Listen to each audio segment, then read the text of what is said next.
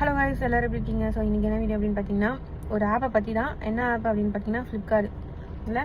ஆமாம், ஃப்ளிப்கார்ட் வந்து எங்களை மோசடி பண்ணியிருக்குன்னு தான் நான் சொல்லுவேன். ஏன்னா நான் சொல்கிறேன், அதை நீங்களே பார்த்து தெரிஞ்சுக்குங்க. இது எங்களுக்கு மட்டும்தான் நடந்திருக்கா இல்லை உங்களுக்கும் நடந்திருக்கான்னு எனக்கு தெரியல. ஸோ அப்படி உங்களுக்கு ஏதாச்சும் நடந்திருந்தா கமெண்ட்டில் சொல்லுங்கள். என்னென்னா ஒரு 25,000 ரூபாய்க்கு ஒரு பொருள் ஒன்று ஆர்டர் பண்ணியிருந்தேன். அது வந்து செட் ஆகல, நல்லா இல்லை, ரிட்டர்ன் போட்டேன். அதுக்கான பேமெண்ட் வந்து அப்போது பேங்க்கில் கேட்டது, பேங்க் எதுவும் இல்லைனாலும் கிஃப்ட்டில் வாங்கிட்டு 27,000 ரூபாய்க்கு 20,000 ரூபாய்க்கு வாங்கியாச்சு. பொருளே வாங்கிட்டோம். 7,000 ரூபா இருக்கும்போது அக்கௌண்ட் பிளாக்டுன்னு வருது. நம்பர் போட்டு இது பண்ணோம், கஸ்டமர் கேர் கால் பண்ணி இன்ஃபார்ம் பண்ணிட்டேன். இது ஒரு 3 டைம் இன்ஃபார்ம் பண்ணியிருக்கேன். ஆனால் கிளியர் ஆகிடும். அதுக்கான இதுக்கு வந்து கால் பண்ணுவாங்கன்னா இதுவரை எதுவும் கால் பண்ணவும் இல்லை. ரெஸ்பான்ஸே சரியாகவே இல்லை கஸ்டமர் காலுக்கு.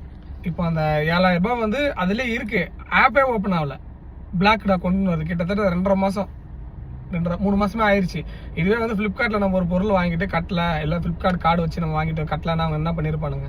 நம்ம பணம் நம்ம மட்டும் இவ்வளவு ஈஸியா விட்டுறானுங்க. இது எப்படி பண்றதுன்னு எங்களுக்கு கரெக்டா தெரியல. சரி, நாங்க சைபர் கிரைம்லயும் கால் பண்ணி கேட்டோம். அவங்க வந்து ஆன்லைன்ல வந்து கேஸ் ஃபைல் பண்ண சொன்னாங்க. நாங்க அதுவுமே பண்ணோம்.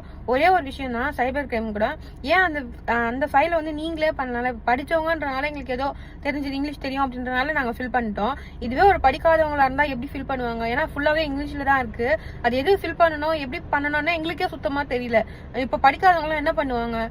சைபர் கிரைம் எதுக்கு இருக்காங்க? கேஸ் அட்டன் பண்ணி அவங்களே ஃபில் பண்ணி கொடுத்தா ஈஸியா இருக்கும்ல, எல்லாருக்குமே தைரியமா எல்லாருமே நிறைய கேஸ் பார்ப்பாங்க. ஆனா இது வரைக்கும் அக்கௌண்ட் வந்து கிளியரே ஆகல. என்ன பண்றதுன்னு தெரியல. இப்போ என்ன, எங்க நம்பர்ல இருந்து கால் பண்ணா கஸ்டமர் கேருக்கு கனெக்ட் கூட பண்ண மாட்டான், கட் பண்ணிடுறான். கட் ஆயிடுது சுத்தமா. 7,000 ரூபா கிட்ட அதுல இருக்கு. அடுத்த ஸ்டெப் என்ன பண்றதுன்னு தெரியல. அதுதான் சரி, ஓகே, இதுல நம்ம போட்டுடலாம், யூடியூப்ல போடலாம், அதில் பார்த்துட்டு ஏதாச்சும் கமெண்ட்ஸில் வர இது வச்சு கூட நம்ம ட்ரை பண்ணலாம் அப்படின்னு சொல்லிட்டு தான்.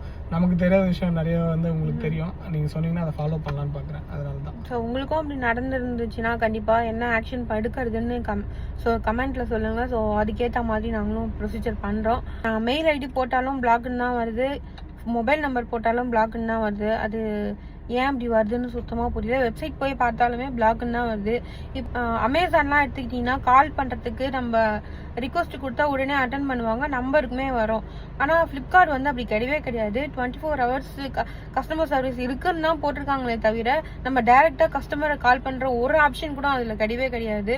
ஏன்னா கஸ்டமர் காலை ரீச் பண்ணுறதுக்கே நம்மளுக்கு இவ்வளோ லேட் ஆகுதுன்னா அப்போ அவங்கள நம்பி நம்ம பொருள் வாங்குறோம்.